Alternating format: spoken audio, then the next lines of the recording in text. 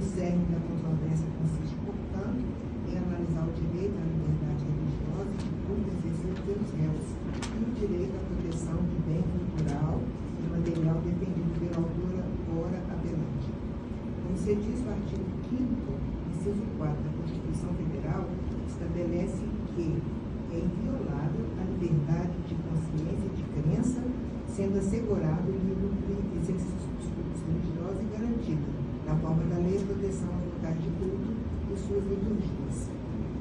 No artigo 216 da Carta Magna diz que fazem parte do patrimônio cultural brasileiro tanto os bens de natureza material como os de natureza imaterial. Em particular, não se verifica o registro do acervo material e imaterial em tela como patrimônio imaterial religioso do IFAM, de modo que a própria autarquia afirmou que não há tutela de sua parte. Há apenas a conclusão de inventário pelo órgão que não impede que outras entidades religiosas utilizem o uso do conjunto de especificidades religiosas da doutrina.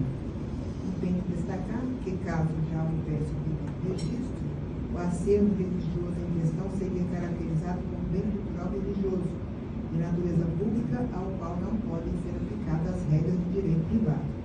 Dessa forma, a partir do momento em que o bem é registrado como patrimônio material do Brasil, passa a ser de livre acesso a todos que pretendem propagar os ensinamentos religiosos, desde que respeitados o uso lícito e com a finalidade pretendida.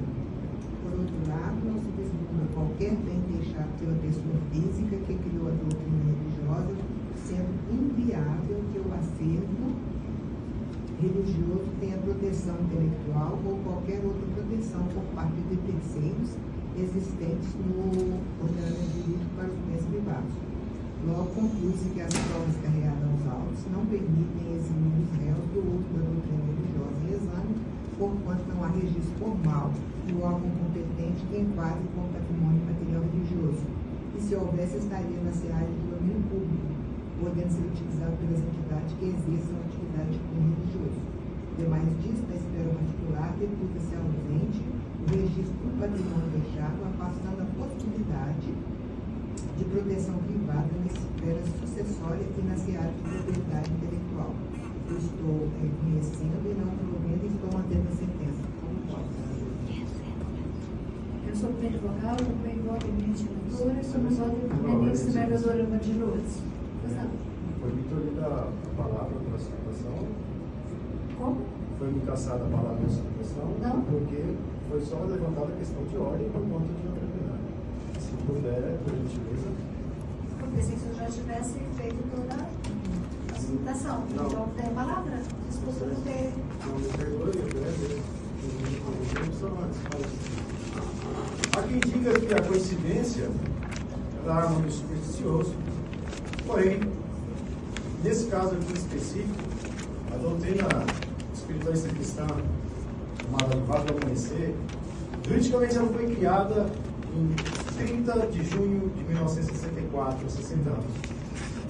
Desses anos para cá, nunca dos seus 600 a 800 templos tem autorização para falar em nome ou como prepostos correspondentes ao Vale do Amanhecer. Nunca houve a necessidade de propostura de nenhuma ação contrária a nenhum outro fiel ou outra pessoa que estivesse então, exercendo essa liturgia, em função de atos que tenham praticado. Nesse caso, existe uma peculiaridade. O Vale do Amanhecer, ele já tem o inventário concluído, não foi tombado, está em processo de registro imaterial e também início de registro material. Porém, é bem destacado a toda essa corte e de conhecimento de Vossas Excelências que esses institutos de proteção não são atos expropriatórios. É incontroverso, inclusive, que a criação do Vale do Amanhecer adveio de uma senhora que hoje, falecida, mas que hoje é exercida por essa instituição, uma organização religiosa, desde 1964, e que nunca teve nada que a desabonasse, que justamente venha atendendo seu padrão social, correspondente ao atendimento público em geral. O que motivou, de fundo, para que se propusesse essa ação contra os apelados?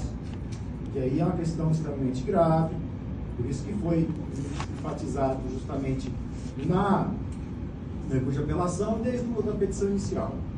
Houve um convênio firmado pelos apelados junto a uma outra organização religiosa, que já é de conhecimento notório, chamada,